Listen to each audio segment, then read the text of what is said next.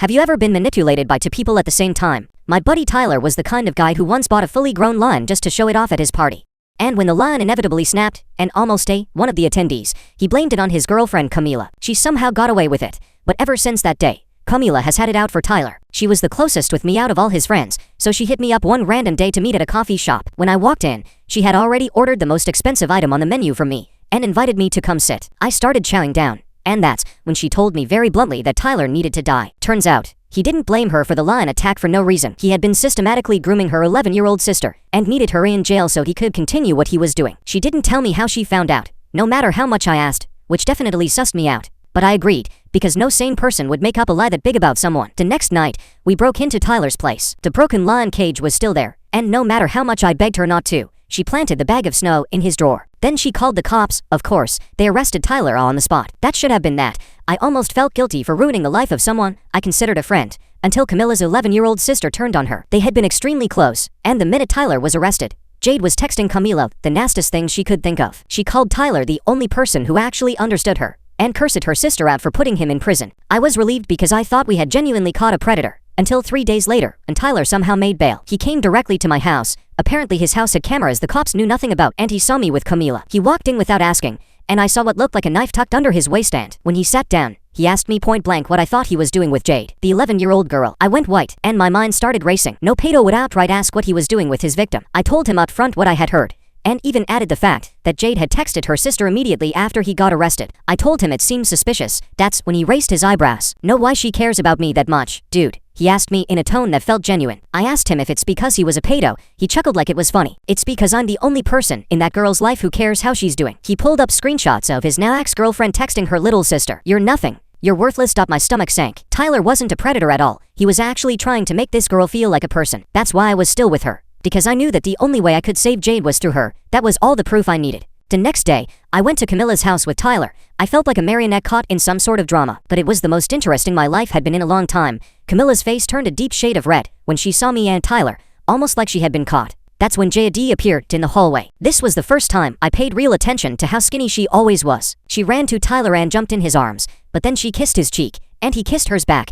I side-eyed him, something he caught because he went right and told me he is just affectionate. We went inside, something Camila seemed oddly cool with, and started talking. Camila put Jade in her room. You know why we're here? Tyler started. Camila had this guilty look on her face. She tried to act confused, but Tyler interrupted her asking why she did this with me. Why she used such a horrible accusation to guilt me into getting rid of the one person protecting her 11-year-old sister. Camila started crumbling, her face went white, and she started stammering excuses. I thought we had finally gotten to the bottom of it, until we heard genuine sobbing coming from the bathroom. It was Jade.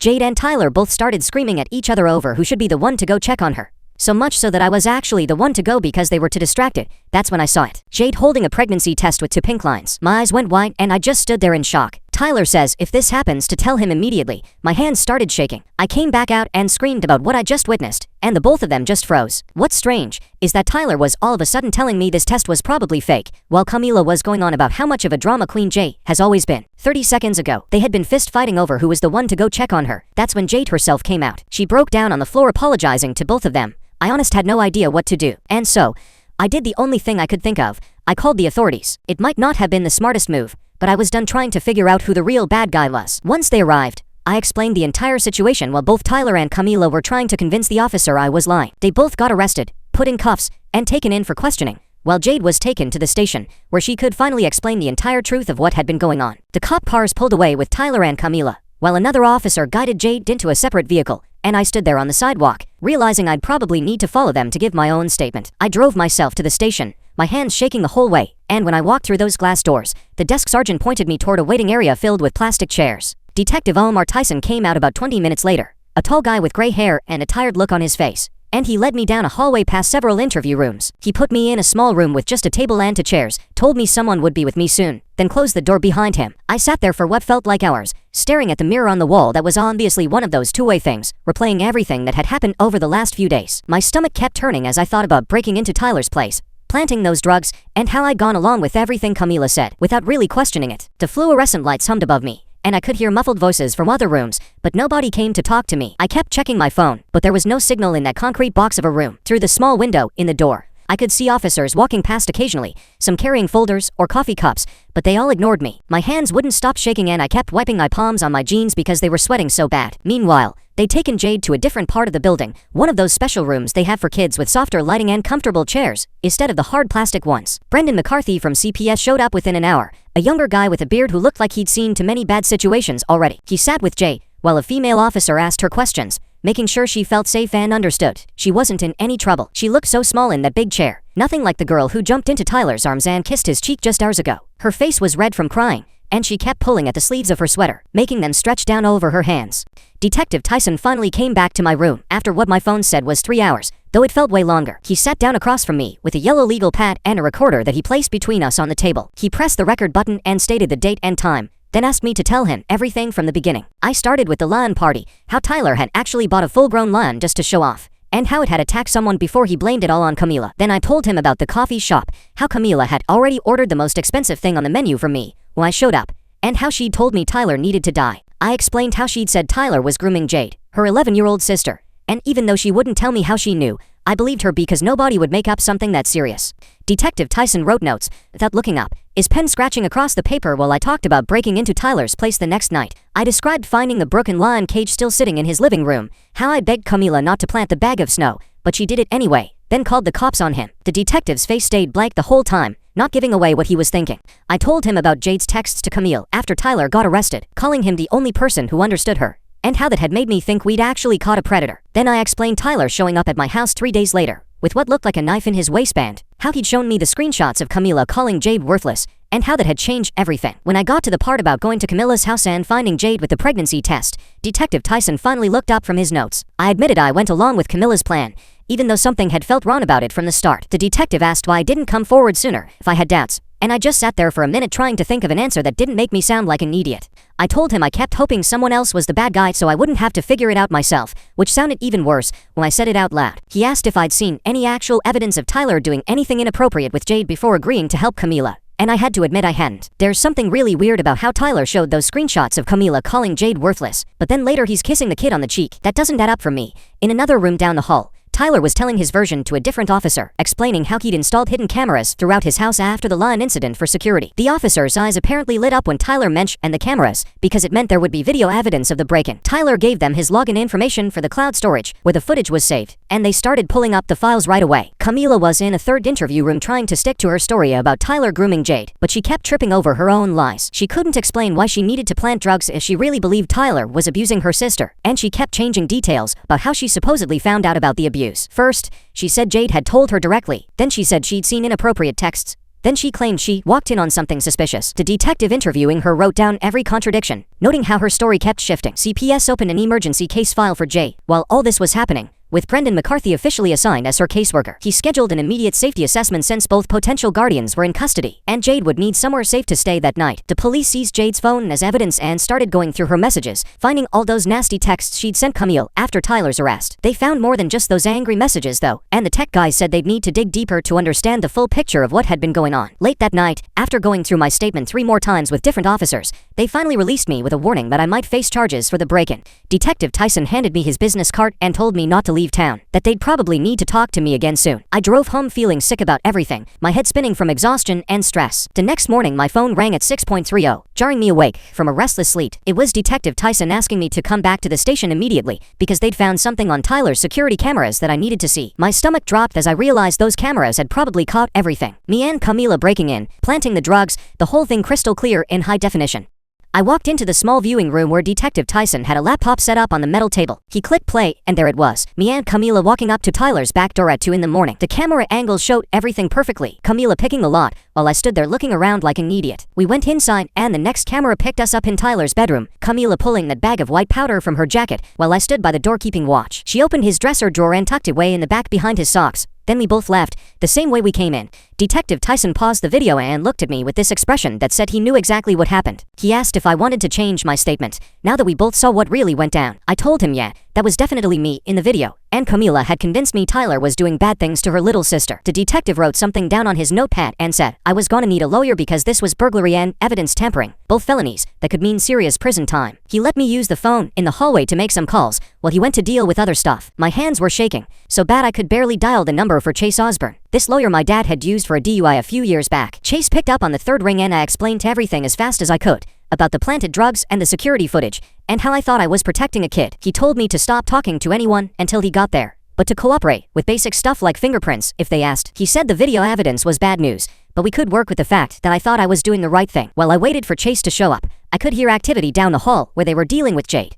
Brendan McCarthy from CPS had arrived and was talking to another officer about emergency placement, since both Tyler and Camila were in custody. They mentioned some foster mom named Ariella Hoffman, who had experience with complicated cases like this. I heard Jade crying and asking when she could see Tyler, which made my stomach turn because I still didn't know what the real story was. Chase showed up about an hour later in a wrinkled suit that looked like he'd thrown it on in a hurry. He talked to Detective Tyson for a few minutes privately, then came back and told me the situation was rough, but not hopeless. The video was clear evidence of the crime, but my cooperation and the circumstances might help reduce the charges. He said our best strategy was showing I got manipulated by Camilla's story about protecting Jade. Meanwhile, they were taking Jade to get checked out by a forensic nurse at the hospital. Standard procedure when there's any question about abuse or pregnancy. I heard one of the officers mention and they needed to do proper blood work since home pregnancy tests could be wrong, especially if a kid doesn't use them right. Jade apparently kept saying she wasn't sure she did the test correctly and seemed really embarrassed about the whole thing. The nurse would handle all that and get real answers about whether she was actually pregnant or not. Later that afternoon, Tyler's lawyer showed up, some guy named Luke Springer, who apparently specialized in criminal defense. I could hear him in the next room arguing with the prosecutor, Mackenzie Luna, about the drug charges. He kept pointing out that the security footage proved Tyler wasn't even home when the drugs got planted, which meant the possession charge was completely bogus. Luna had to admit the drug case was dead, but said they still had other concerns about Tyler's relationship with Jade that needed investigating. Detective Tyson spent hours going through Jade's phone, which they'd taken as evidence. He found messages between her and some 15-year-old boy from her school. Lots of flirty stuff about meeting up and doing things they shouldn't be talking about. Nothing super explicit, but definitely not appropriate for an 11-year-old girl to be discussing with a teenager. The timing of these messages might explain why Jade had a pregnancy test in the first place. Brendan McCarthy interviewed Jade once she got back from the hospital, asking about her life at home with Camila. I could hear parts of it through the thin walls. Jade talking about how her sister always made her feel worthless and stupid. She showed him old text messages where Camila called her terrible names and said she was nothing but a burden. Jade kept saying Tyler was the only adult who ever made her feel special or important, which explained why she got so upset when he was arrested. The blood test results came back the next day and showed Jade wasn't pregnant after all. The nurse thought either the home test was a false positive, which happens sometimes, or more likely Jade just didn't use it right. Everyone seemed relieved, but there were still questions about why an 11-year-old had a pregnancy test to begin with and what was going on with that boy from the school. Tyler was meeting with his lawyer Luke Springer in another interview room when I heard him admit that he did kiss Jade on the cheek and bought her presents sometimes. He said he was just trying to be nice since Camila was so mean to her, but Springer told him that didn't matter because it still looked inappropriate to everyone else. Even if his intentions were good, the whole situation was a mess that made him look guilty of something. The next morning, Camilla's lawyer showed up. This guy named Corbin Hess, who kept trying to make her look like some desperate sister just trying to protect Jade. He sat there in his fancy suit, telling the cops how scared Camila was about Tyler hurting her little sister. But the evidence was too much. The security footage of us planting drugs plus her lying to the police meant she was looking at serious charges. The prosecutor told Corbin that Camila could face years for false reporting and evidence tampering. I watched through the window as Camilla's face went white when she heard the possible prison time. 3 days passed with everyone still being questioned and investigated. Detective Tyson called me back in because he found something on Jade's phone that changed things. He showed me texts between Jade and some 15-year-old boy from her school where they talked about running away together.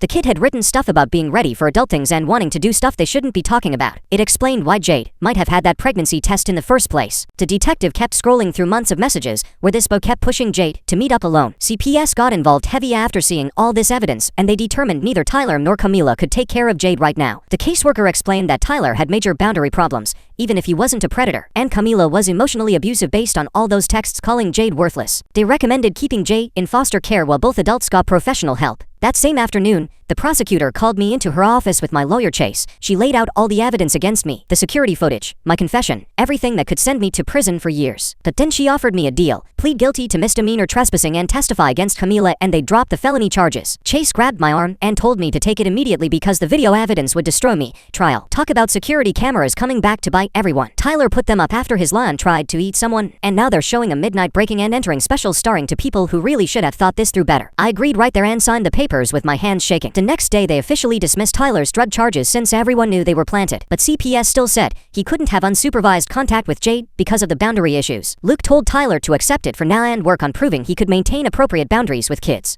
Tyler was mad but agreed because he didn't have much shows. Within a week, the local news picked up the story about the false drug planting. They didn't use our names, but everyone in town figured out who it was anyway. Tyler's boss saw the news and put him on unpaid leave while everything got sorted out. His whole reputation was ruined even though the drug charges were dropped. Meanwhile, Jade started therapy with someone named Heather Bell who specialized in childhood trauma. I heard from the foster mom that in their first session Jade kept bouncing between defending Tyler and blaming Camila. She didn't understand what appropriate boundaries even meant after everything that happened. The therapist had a lot of work ahead of her to help this kid understand normal relationships. Detective Tyson tracked down the schoolboy who was messaging Jay and brought him in with his parents. The kid admitted they talked about sex stuff, but swore nothing physical ever happened between them. His parents looked ready to die from embarrassment and grounded him on the spot. The detective told them they were lucky their son wasn't facing charges given Jade's age. 2 weeks into all this legal mess, Camila finally broke down during another interrogation session. She admitted she planted the drugs because she was jealous of how close Tyler was with Jade. She felt replaced by her own sister and wanted Tyler gone from their lives. Corbin tried to spin it as temporary emotional distress, but the prosecutor wasn't buying it. Camila sat there crying about how Tyler gave Jade all the attention she used to get. It was pathetic watching a grown woman admit to destroying lives over jealousy. The school counselor came forward with more information about Jade's behavior over the past few months. She'd been seeking attention from older boys at the school and got caught passing notes with inappropriate content. The counselor said this pattern started right around when Camilla's verbal abuse toward Jade got worse. She showed reports of Jade trying to sit on older boys' laps at lunch and writing love letters to 8th graders. The poor kid was so desperate for positive attention she'd take it from anyone who offered. All this evidence painted a picture of a messed up situation where nobody was completely innocent or completely guilty. Tyler crossed boundaries trying to help. Camila was abusive and vindictive, and Jade was a confused kid acting out. I felt sick realizing how deep this whole mess went and how I gotten pulled right into the middle of it. My community service would start soon, and I have to live with my part in making everything worse. Mackenzie Luna met with Camille and her lawyer Corbin in a small conference room at the courthouse 3 weeks after everything went down. I wasn't there, but Corbin told me later that Mackenzie laid out the deal on the table like she was ordering lunch. 18 months probation, mandatory counseling twice a week, can parenting classes every Saturday if Camille ever wanted to see Jade again without supervision. Camilla's hands were shaking as she looked at the papers and she kept asking Corbin if there was another way. He told her straight up that with the evidence against her for planting drugs and lying to police, this was a gift. She could be looking at 5 years in prison for what she did. Camila kept pushing back, saying she was trying to protect her sister, but Mackenzie wasn't having any of it. The prosecutor had already talked to Detective Tyson and knew the whole story about how Camila was jealous of Tyler's relationship with Jade. 2 days later, I had my own court date for the trespassing charge. Chase sat next to me in the courtroom while I stood in front of the judge and entered my guilty plea for misdemeanor trespassing. The judge was this older woman who looked at me over her glasses like she could see right through me. She sentenced me to 100 hours of community service and a year of probation, then spent 10 minutes lecturing me about thinking for myself instead of following other people into stupid situations. I just stood there nodding and saying yes ma'am every time she paused. Chase had warned me to keep my mouth shut and accept whatever they gave me since the video evidence was so clear. The judge told me I was lucky the prosecutor agreed to drop the felony charges for evidence tampering. Meanwhile, Tyler had started seeing a therapist that Luke found for him, someone who worked with adults who had boundary issues with kids. Tyler told me later that the first session was rough because the therapist made him walk through every interaction he'd had with Jay over the past year. He thought he was helping her by giving her attention when Camila was being cruel, but the therapist helped him see how buying gifts for an 11-year-old and kissing her cheek looked from the outside. The therapist said Tyler wasn't a predator, but he had serious work to do on understanding appropriate boundaries. Tyler seemed relieved to hear he wasn't some monster, but also confused about where the line was supposed to be. During this same time, Jade was having her own therapy sessions with Heather Bell at the foster home. Ariella told the caseworker that Jay had finally admitted something big during her 4th session. She'd faked the pregnancy test to get attention because she saw it in some movie where a girl did the same thing to make adults care about her problems. Jade had bought the test at a gas station and peed on it raw on purpose to make it show positive. She felt terrible about lying but thought it was the only way to make Tyler and Camila stop fighting over her and actually see that she needed help. Heather said this was actually progress because Jade was starting to understand how her actions affected other people. Ariella called Brendan McCarthy to update him on how Jade was doing at the foster home after 2 weeks. She said Jade was eating better and gaining some weight, but still had nightmares most nights where she'd wake up crying for Tyler. Ariella had to be firm about the no contact order even when Jade begged to just talk to him on the phone. She'd sit with Jay and let her cry it out, then remind her that these rules were to keep everyone safe while the adults figured things out. Progress was happening, but it was slow and Jade still didn't really understand why she couldn't see the people she considered family. A month after that day at Camilla's house, she finally took the plea deal Mackenzie offered. The courtroom was almost empty when she stood in front of the judge and was accepted the terms. She had to attend therapy twice a week with a counselor who specialized in family trauma and parenting classes every Saturday morning for the next year. The judge warned her that any violation of these terms meant immediate incarceration for the full 5 years she could have gotten. Camila just nodded and signed the papers while Corbin stood next to her. She looked smaller somehow, like the fight had gone out of her. Around the same time, Tyler's place finally finished their internal investigation about the whole situation. Luke had been working with them to provide context about what really happened. They concluded Tyler hadn't committed any crimes, but the whole thing was still a PR nightmare for the company. They transferred him to a different department on the other side of the building with a 20% pay cut. Luke told him he was lucky they didn't fire him outright. Tyler took it without arguing and started showing up early every day to prove he was still a good employee. His new boss didn't know the details, but treated him like he was on thin ice anyway. Detective Tyson called me to his office a week later to sign some final paperwork and officially close the criminal investigation. He said all the matters were resolved through plea deals so there wouldn't be any trials. While I was signing the forms, he told me this case was one of the messiest he'd seen in 20 years. Nobody was completely evil, but nobody was completely innocent either. He said Tyler had boundary issues, Camila had control and jealousy problems, and Jay was a confused kid caught in the middle of adult drama. Even I had my part in making things worse by not thinking for myself. He hoped we'd all learn something from this disaster. Jade's therapy with Heather was starting to show tiny signs of progress after 6 weeks. Heather told Brendan that Jade was beginning to understand what healthy relationships looked like and why the way Tyler showed affection wasn't appropriate even if he meant well. She was also starting to see how Camilla's verbal abuse had pushed her to seek attention from anyone who would give it. Heather said it would take months or maybe years to undo all the damage, but Jade was young and had a good chance of healing if she stuck with the therapy. The kid was resilient even after everything she'd been through. I started my community service, a local youth center, the next Monday, which felt weird since I'd be working with kids around Jade's age. The supervisor didn't know my whole story, but gave me strict rules about maintaining professional boundaries with the children. I spent my first shift organizing sports equipment and watching how the other volunteers interacted with the kids, keeping clear physical distance and never being alone with any child. It made me think hard about how adults could affect kids without meaning to and how easy it was to cross lines without realizing it. 2 months passed before CPS finally let Camila see Jade again, but only for 1 hour a week with someone watching them the whole time. Jade faked the pregnancy test to get adults to pay attention to her problems. That's such a sad but clever move for an 11-year-old to think up from watching a movie. I wonder what goes through a kid's mind when they feel that desperate for help, that lying seems like the only option left. I heard about it from the supervisor at the youth center who knew Ariella. The first visit happened on a Tuesday afternoon at the CPS office downtown. Camila showed up 20 minutes early and sat in the waiting room picking at her fingernails until they called her back. Jade was already in the meeting room with the social worker when Camila walked in. The kid barely looked up from the coloring book she was working on. Camila sat down across from her and tried to start talking, but Jade just kept coloring. After 10 minutes of trying to get any response, Camila started crying right there in front of everyone. The social worker had to remind her to keep it together for Jade's sake. When the hour was up, Jade walked out without saying goodbye. Camila sat in her car in the parking lot for another hour just sobbing, but she came back the next week anyway and the week after that. Meanwhile, Tyler had to move out of his nice apartment since the pay cut made it impossible to afford. Some friends helped him pack everything into a U-Haul one Saturday. His new place was a studio apartment on the other side of town, one of those buildings where you can hear everything through the walls. He deleted all his social media accounts and stopped going to the bars where our friend group used to hang out. One of our mutual friends ran into him at the grocery store and told me Tyler looked different, more careful about everything he did, always checking who was around him before speaking. The kid from Jade's school who'd been messaging her ended up transferring to another district entirely. His parents pulled him out after the whole investigation thing. They wanted him to have a fresh start somewhere nobody knew about what happened. Heather told Ariella during one of their check-ins that Jade seemed relieved the woe was gone. During therapy, Jade admitted she felt pressured by him to do things she wasn't ready for but didn't know how to tell him no. She thought if she said no, he wouldn't like her anymore and then nobody at the school would talk to her. 3 weeks later, I was at the grocery store grabbing some frozen pizzas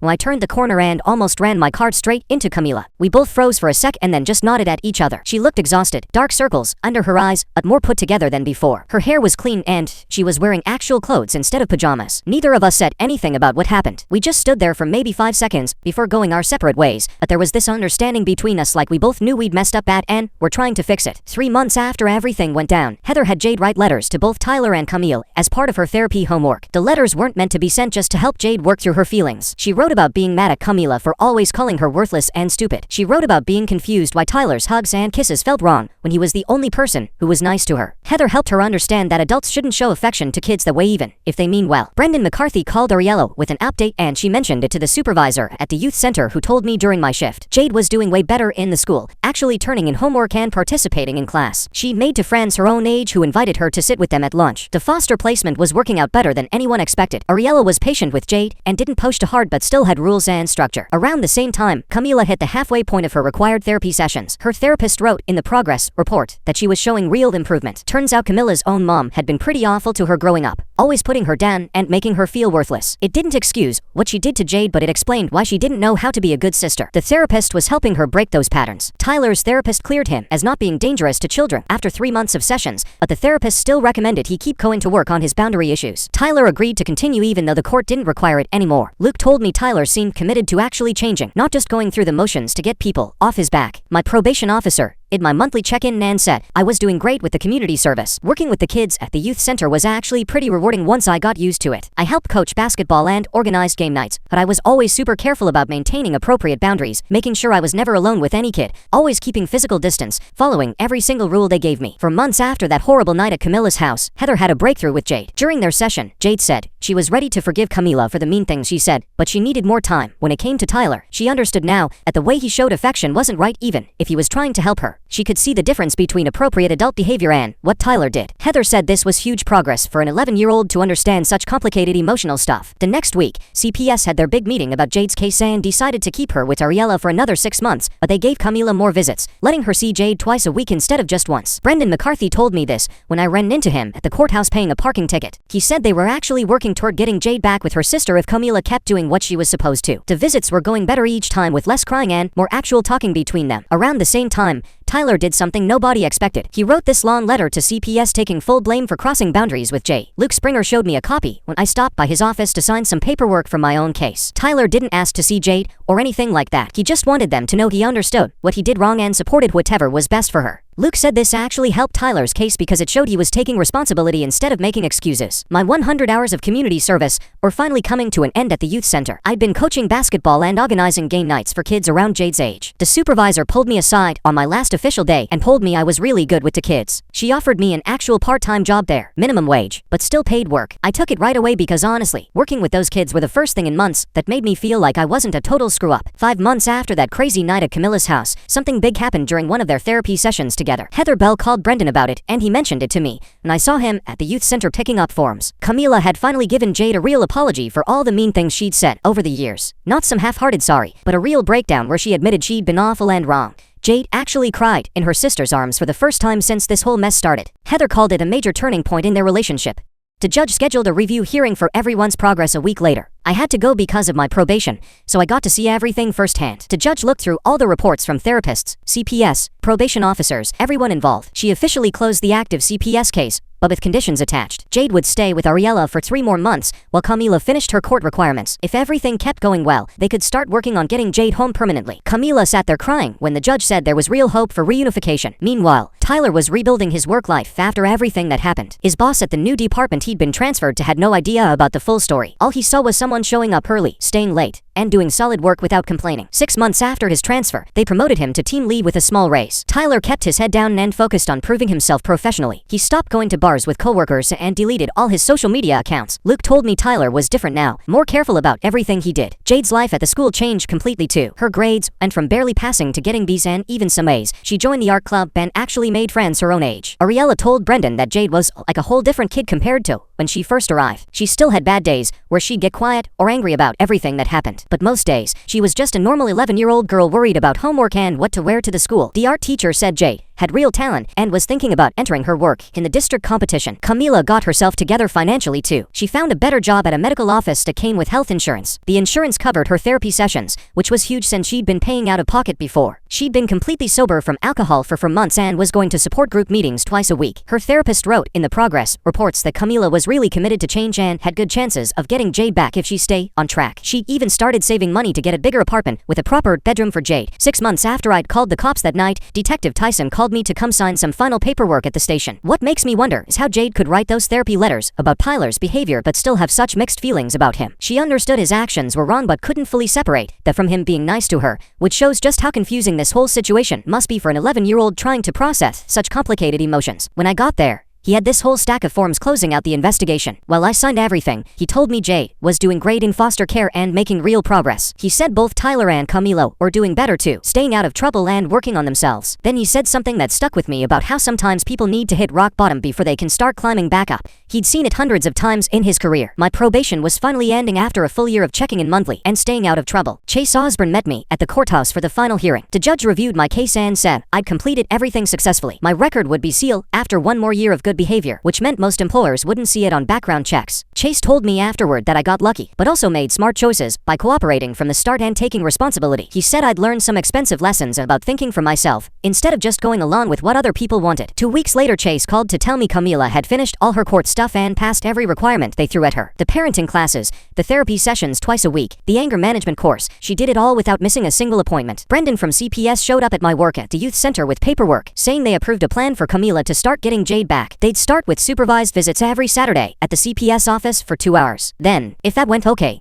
they'd move to unsupervised weekends at Camilla's new apartment. She'd gotten a 2-bedroom place with money she saved from her new job at the medical office downtown. The second bedroom had a real bed and desk for Jade, not just a mattress on the floor like before. Brendan said if everything stayed stable for 3 months, Jade could move back home full-time with monthly check-ins from CPS. Tyler wasn't allowed anywhere near Jade because of the no-contact order, but Brendan mentioned Tyler had been sending money every month to a college savings account he helped set up. $200 each time, which added up to almost $2,000 already. Tyler never asked for updates or tried to contact anyone about it, just kept the deposits coming like clockwork. His bank statements showed he was living on ramen and cheap groceries to afford it. Luke told Brendan that Tyler wanted Jade to have options when she turned 18, even if he couldn't be part of her life anymore. 3 months passed, and Jade packed up her stuff at Ariella's foster home to move back with Camila. I helped them carry boxes up the stairs to the apartment while Jade showed me the drawings she'd been working on in our class. She'd gotten really good, way better than the stick figures most kids her age drew. Camila had framed some of them and hung them in the living room. Their first week together was rough, with Jade testing every boundary and Camila struggling not to snap back with mean comments. But they both went to therapy every Wednesday afternoon with Heather, who taught them this thing called active listening,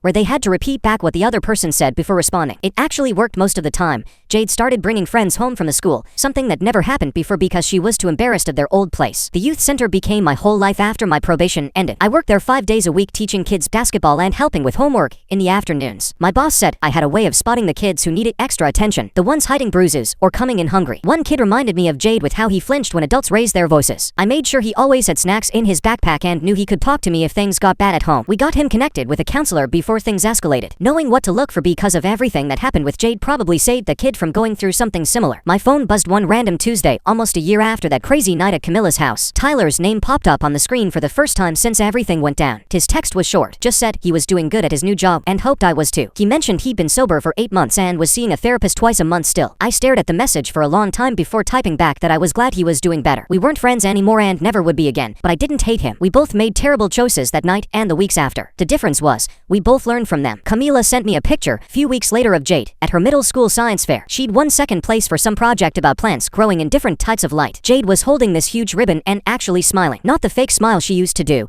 but a real one that reached her eyes. Camila wrote that Jade was getting straight B's now and even made the honor roll last quarter. She still went to therapy every other week, but Heather said she was processing everything in a healthy way. The nightmares had mostly stopped and she wasn't seeking attention from older kids anymore. She'd joined the art club and the drama club and spent most weekends hanging out with friends her own age at the mall or the movies. Normal kid stuff that she never got to do before. Looking back at everything, that whole insane week changed every single person involved. Tyler learned about boundaries a hard way and lost access to a kid he genuinely cared about. Camila had to face her own abuse and how it was affecting Jade. Jade got the help she desperately needed, even though the process was traumatic. I learned to think for myself and found a job where I could actually help kids who reminded me of her. Nobody got the outcome they wanted at the start, but everyone got what they actually needed to become better people. These days my life is pretty boring and I'm completely fine with that. I wake up, go to work at the youth center, come home and watch TV or play video games. No drama, no late night break-ins, no pregnancy scares with 11-year-olds. Sometimes I think about how I used to want my life to be more interesting, more exciting. That week taught me that boring is underrated. When people come to me with their problems now, I think real hard before getting involved. Most of the time, I give advice and step back, letting them handle their own situations. The youth center kids are different because that's my job and I'm trained for it now. But in my personal life, I've learned that other people's drama rarely ends well for anyone involved. Well folks, that's our wild ride from chaos to calm, and I've loved every minute of being your commentary companion through it all. If you made it to the end, drop a comment. I love reading all your comments. And hey, like the video, it helps more than you think.